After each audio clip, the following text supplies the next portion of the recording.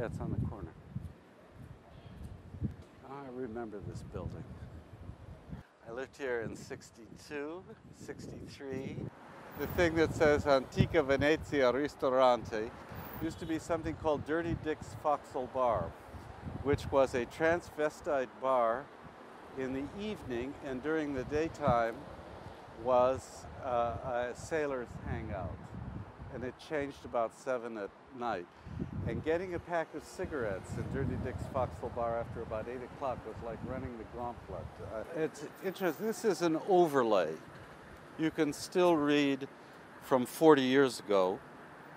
You know, there's stuff overlaid on it. And when we were there, there was an overlay on something else, which is very different than the kind of planning in which historical memory is either effaced or it's put in aspic.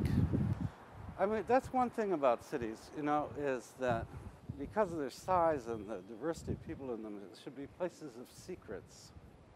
Well, secret spaces like this, where there's surprise. I mean, we don't live in cities because we want things made plain. I mean, part of the culture of them is that the physical culture of them is that we're stimulated by things that are sort of out of joint, that are hidden. And I like reuse. I mean, the conversion of these storage depots into housing, for instance, fantastic. And I also, in the 70s, lived there at 328 West 11th.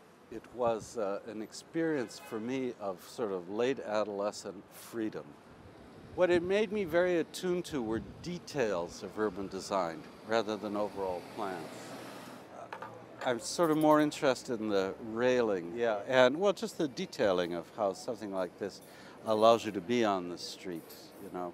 It's ambiguous what belongs to this restaurant, what belongs to the street. That's a border, it's an interactive edge.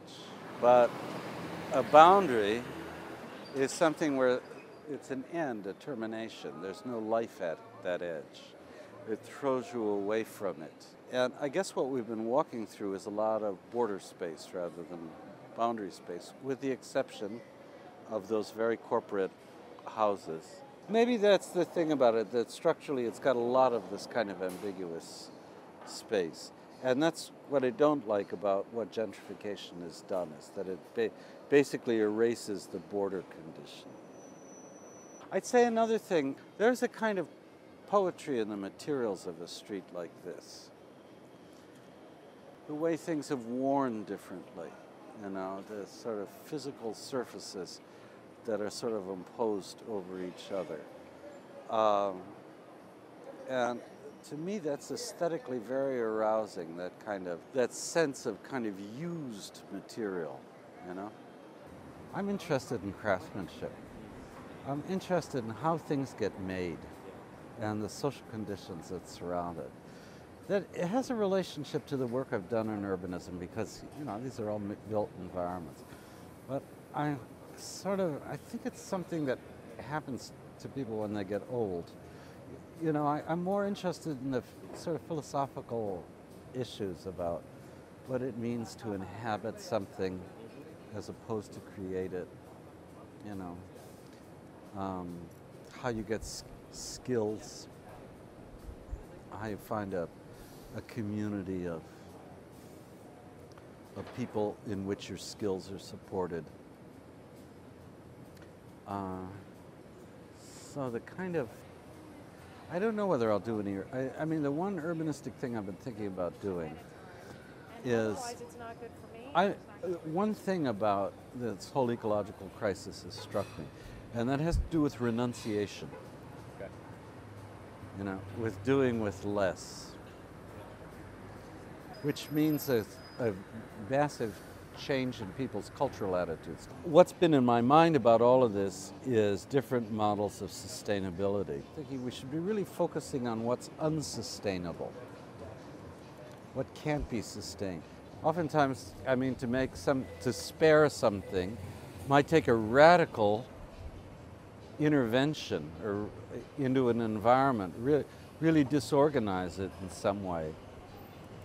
I mean, in terms of traffic, for instance, the idea that people would have to renounce the idea of speed as a goal. You know, that's so deeply implanted in modernism. All urbanism is about, you know, efficient flow of unimpeded traffic. And that may be a very outdated way to think. I think there is also the issue, even in the possibility, even in large-scale developments, by thinking about these conditions of ambiguity and mixture, where you can make a large development experientially something which is not a fortress. It's scale, but it's also the attention to this kind of porosity.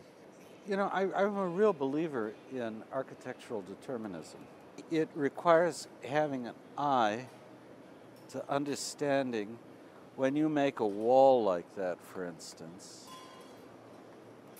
what creates some kind of separation so that you know this is not a street, you can't park there, but that it's completely accessible to you. You can hear it, you can smell it. That's also porosity, and that's achieved by having many entrances rather than one.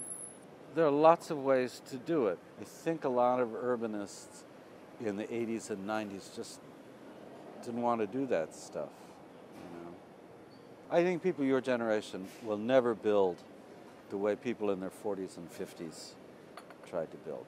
But I'm saying I think the impulse is much more to really make the inside and the outside of buildings interactive, more ambiguous. What I see among my students is a real change in mentality. And for instance, the year after we taught together at MIT, I gave a seminar on street furniture. I mean, there must have been 150 people in the room. And I didn't have to explain the idea of why we were studying street furniture design. It was there, present to everyone. That these so-called details were in fact make or break propositions. When I taught at Harvard in the 80s, if you gave a course on street furniture, you might get 1 or 2 students in it. So I think there's a great shift in the sensibility of urbanists.